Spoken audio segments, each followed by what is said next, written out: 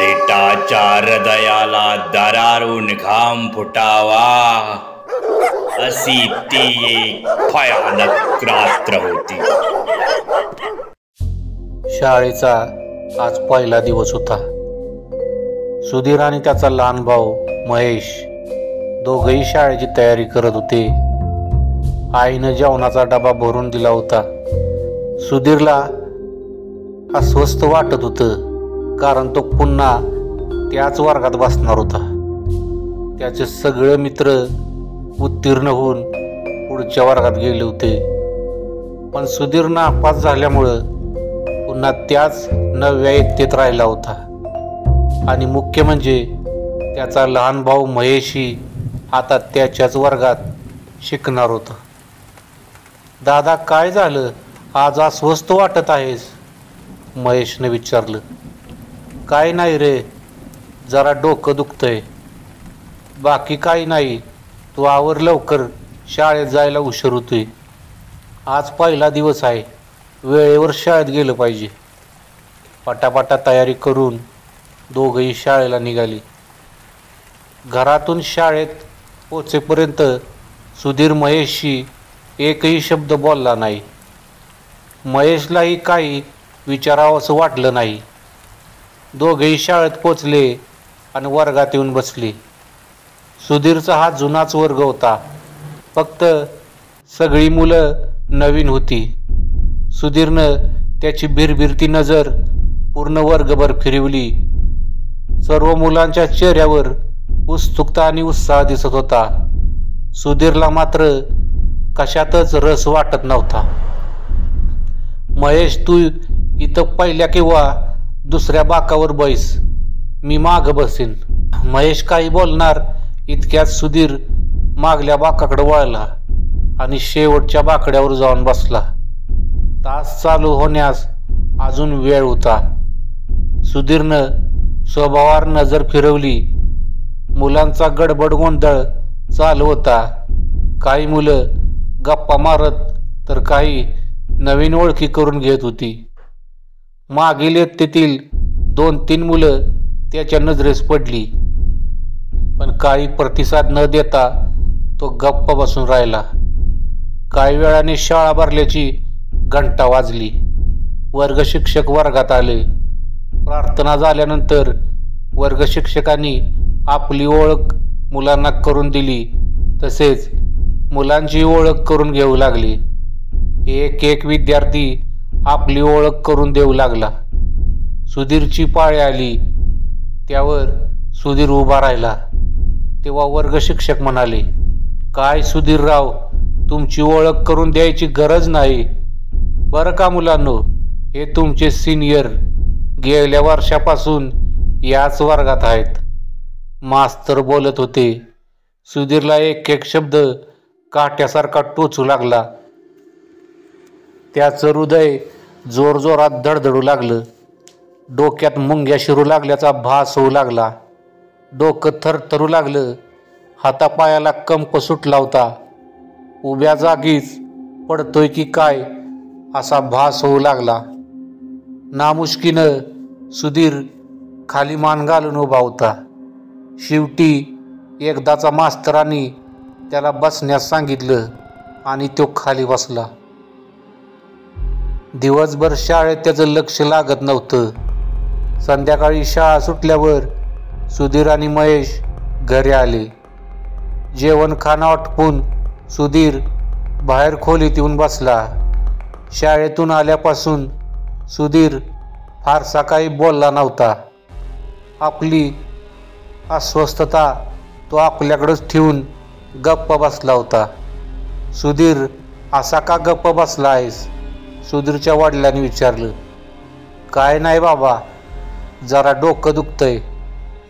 डोकं दुखतं हे ऐकून सुधीरच्या वडिलांच्या पोटात गोळा आला. घाबरून त्यांनी विचारलं, काय, डोकं दुखतंय? मग डॉक्टरांकडे जायचं का? नाही नाही बाबा, तसं फारसं नाही दुखत, तुम्ही काळजी करू नका. सुधीरच्या वडिलांची अस्वस्थता वाढली, कारण सुधीरचं हे दुखणं काही सामान्य नव्हतं. गेल्या काही महिन्यापासून सुधीरला हा त्रास चालू झाला होता. साधारण 6-7 महिन्यापूर्वीची गोष्ट आहे. त्या रात्री सुधीर खेळून झाल्यानंतर उशिरा घरी आला. जेवण झाल्यानंतर सर्व झोपले होते. सुधीरही बिछाणावर आडवा झाला. काही वेळ पडून राहिल्यानंतर सुधीरला अस्वस्थ वाटू लागलं, पण तो तसाच पडून राहिला. हळूहळू त्याला जाणवू लागलं की आपला श्वास अडकळत आहे, हातापायाला मुंग्या येत आहेत आणि अचानक त्याचं हृदय जोरात धडकलं. डोकं बधीर झालं. उरावर बसून कोणी छाती बडवतंय की काय, पाण्यामध्ये गटकळ्या खाल्ल्यासारख्या त्याला वाटू लागल्या. तसा तो जोरात ओरडला. सर्वजण घाबरून झोपेतून जागे झाले. काय झालं म्हणून विचारू लागले. सुधीरला काही सुचत नव्हतं. तो उठला आणि बाथरूममध्ये गेला. हातापायावर आणि तोंडावर पाणी मारल्यावर त्याला जरा बरं वाटलं. दुसऱ्या दिवशी सकाळी सुधीरला घेऊन त्याचं वडील डॉक्टरांकडे गेलं. काल रात्री काय काय घडलं ते सगळं सुधीरनं डॉक्टरांना सांगितलं. डॉक्टरांनी काही चाचण्या करून घ्यायचा सल्ला दिला. 2 दिवसात सगळ्या चाचण्या करून सगळे रिपोर्ट डॉक्टरांना दाखवलं. डॉक्टरांनी सर्व रिपोर्ट काळजीपूर्वक अभ्यासलं, पण कशातही दोष आढळला नाही. त्यांनी सर्व रिपोर्ट सामान्य असल्याचं सांगितलं आणि सुधीरच्या वडिलांचा जीव भांड्यात पडला. काही दिवस ठीक गेलं आणि एका रात्री सुधीर शांत झोपला होता, पण मध्यरात्री त्याला अचानक जाग आली. कसल्या तरी अनामिक भीतीची त्याला चाहूल लागली. मुंग्या आता पायाच्या तळव्यावर आहेत. हळूहळू त्या वर चढतायत. हृदय आता स्वस्थ आहे, पण काही क्षणातच ते गटकळ्या खाईल. जोरजोरात धडधडेल आणि छातीत जोरात हादरा बसला. श्वास गुदमरला आहे. मुंग्या आता डोक्यात जातील आणि डोकं भुंग्यासारखं घन घालू लागलं. मला वेड लागला आहे का? मी वेडा होत आहे का? हे काय होतंय? मी वेडा होईन, जीवाच्या आकांताने सुधीर ओरडला. दिवसेंदिवस सुधीरचा त्रास वाढू लागला. सर्व प्रकारच्या शारीरिक चाचण्या करून झाल्या, पण कशातही दोष आढळला नव्हता. सुधीरच्या आईवडिलांची चिंता वाढू लागली. महिनाभर सुधीर शाळेतही गेला नाही. त्याचं खाणंपिणंही कमी होऊ लागलं. प्रकृती खालावत चालली. त्याची आई रोज रडत बसे. वडिलांचं कामात लक्ष लागत नसे. सर्व उपाय करून झाले. डॉक्टर, तांत्रिक, मांत्रिक, पण काही उपयोग होत नव्हता. रात्र झाली की सुधीरची तळमळ वाढायची. आजची रात्र कशी जाईल त्याची भीती त्याला रोज असायची. मित्रांबरोबर खेळायलाही सुधीर जायचा नाही. मित्र त्याला बोलवत असत, पण सुधीर त्यांना काहीतरी कारण सांगून टाळाटाळ करायचा. एकदा सुधीर दुकानात गेला. काही सामान घेऊन तो घरी परतत होता आणि अचानक वाटेत तो अडखळला. घाबरून तो हळूहळू चालू लागला, पण त्याला जाणवू लागलं की आपल्याला सरळ चालता येत नाही. काहीतरी पायात घुटमाळतंय. त्याला दरदरून घाम येऊ लागला. घर तर काही अंतरावरच होतं. कसंबसं स्वतःला सावरत सुधीर घरी आला. घरी आल्यावर तो एकटाच आपल्या खोलीत जाऊन रडत बसला. त्यानं त्याबद्दल कोणालाच काही सांगितलं नाही. काही दिवसांनी सुधीर शाळेत जाऊ लागला, पण शाळेत त्याचं लक्ष लागत नव्हतं. कधीकधी अर्ध्या दिवसातच शाळेतून तो घरी यायचा आणि खाडेही अधूनमधून होऊ लागले. कसेबसे वार्षिक पेपर झाले. सुधीरनं दिवस ढकलले, परीक्षा दिली, पण शेवटी तो नापासच झाला. त्याला प्रचंड मनस्ताप होऊ लागला. सुधीर अधिकच हतबल झाला, पण त्याच्या आईवडिलांनी त्याला धीर दिला. त्याच्यावर कसलीच बंधने टाकली नाहीत, कारण त्यांना फक्त सुधीर ठीक हवा होता. हा एक विळखा आहे. तुझं शरीर आणि मन आता माझ्या ताब्यात आहे. हा विळखा दिवसेंदिवस घट्ट होत जाणार आहे. तुझं या जगात आता काहीच काम उरलं नाही. तू फक्त एक बाहुला आहेस, ज्याच्यावर माझं नियंत्रण आहे. तुला घरापासून दूर जायचं आहे, दूर जायचं आहे. भयंकर किंचाळत सुधीर झोपेतून जागा झाला. आई, आई, मला वाचव. दुसऱ्या दिवशी सुधीर आणि महेश शाळेतून घरी आले. काही वेळ सुधीर घरी बसला. त्याचे वडील कामावरून घरी आले. सर्वजण एकत्र चहा घेत बसले.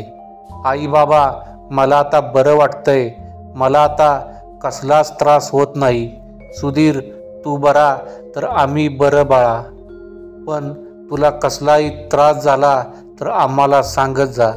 सुधीरचे वडील बोलले. नाही बाबा, आता कसलाच त्रास नाही. कालपासून अगदी छान वाटतंय. बरं झालं बाळा, पण काळजी घेत जा. बाहेरचं काही खात जाऊ नकोस. जास्त वेळ बाहेर नाही जायचं, बरं का? सुधीरची आई बोलली. हो, ठीक आहे आई, पण मी थोडा वेळ मित्रांकडे जाऊन येतो. बरेच दिवस त्यांना भेटलो नाही. ठीक आहे, पण लवकर घरी ये. सुधीर उठला. त्याने तयारी केली. दरवाजाजवळ आला आणि म्हणाला, आई, बाबा, येतो मी. सुधीर घरातून बाहेर पडला. रस्त्यावर आला. त्याला जाणवू लागलं काहीतरी पायात घुटमळतंय. सुधीर चालत होता. त्याच्या नकळत तो फक्त चालत होता. तो कुठे जात आहे, कुठे ओढला जात आहे, त्याला काहीच कळत नव्हतं. तो फक्त त्याचे पाय नेतील तिकडे निघाला होता.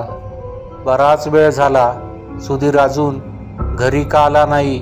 सुधीरच्या आईने त्याच्या वडिलांना काळजीने विचारलं. येईल ग, मित्रांबरोबर खेळत असेल. येईल इतक्यात, काळजी करू नको. महेश बाळा, जरा तू दादाच्या मित्रांकडे जाऊन बघून ये. सुधीर आहे का तिकडे? सुधीरच्या आईनं महेशला सांगितलं. महेश सुधीरला बघण्यासाठी त्याच्या सर्व मित्रांकडे जाऊन आला, पण सुधीर कुठेच नव्हता. तो घरी आला. सुधीर कुठेच भेटला नसल्याचे त्याने सांगितले. तसेच तो कोणत्याच मित्राकडे गेला सुद्धा नाही. हे ऐकल्यावर त्याच्या आईवडिलांची पाचावर धारण बसली. रात्रीचे 10 वाजून गेले. सुधीरला घरातून जाऊन बराच वेळ झाला होता. त्याचे वडील स्वतः बाहेर पडले. काही शेजाऱ्यांच्या मदतीने त्यांनी आजूबाजूचा परिसर पिंजून काढला, पण सुधीरचा काहीच पत्ता लागत नव्हता. रात्रीचे 12 वाजले होते. आजूबाजूला भयंकर शांतता होती. अमावस्येची रात्र होती. रात्रीच्या काळोखात सुधीर बुडाला होता. पाय अडकळत होते. हृदयाची धडधड वाढत होती. सुधीर कुठे आला होता, कशाला आला होता, त्याचे त्याला काहीच सुचत नव्हते. एका जागी सुधीर थांबला. घुटमळ वाढत चालली होती. त्यानं त्याचं शरीर आडवं केलं. मानेला थंडगार स्पर्श झाला. सुधीर वाट बघत होता ट्रेन येण्याची. दुसऱ्या दिवशी सुधीरच्या घरचा फोन वाजला. हॅलो, मिस्टर गजानन मोहिले बोलताय. हो मीच. तुम्हाला रेल्वे पोलीस स्टेशनला यावं लागेल. काय झालं? साहेब, सुधीरच्या वडिलांनी अवसानच गाळलं. एका मुलाची बॉडी इथे आली आहे.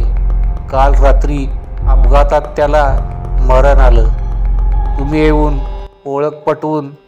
त्याच्या हातातून फोन खाली पडला. काय झालं, काय झालं? तुम्ही बोलत का नाही? आपला सुधीर गेला आपल्याला सोडून कायमचा. सुधीरच्या घरी आक्रोश होत होता.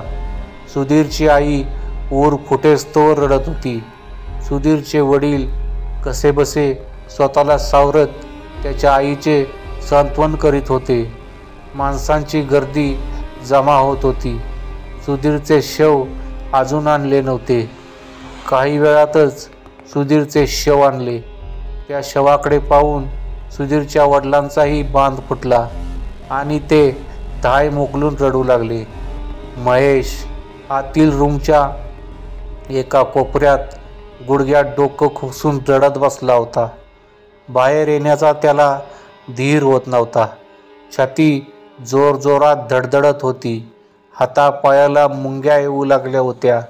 डोकं सुन्न पडत होतं आणि एकच आवाज घुमत होता, तुला सुद्धा सोडणार नाही, तुला सुद्धा सोडणार नाही.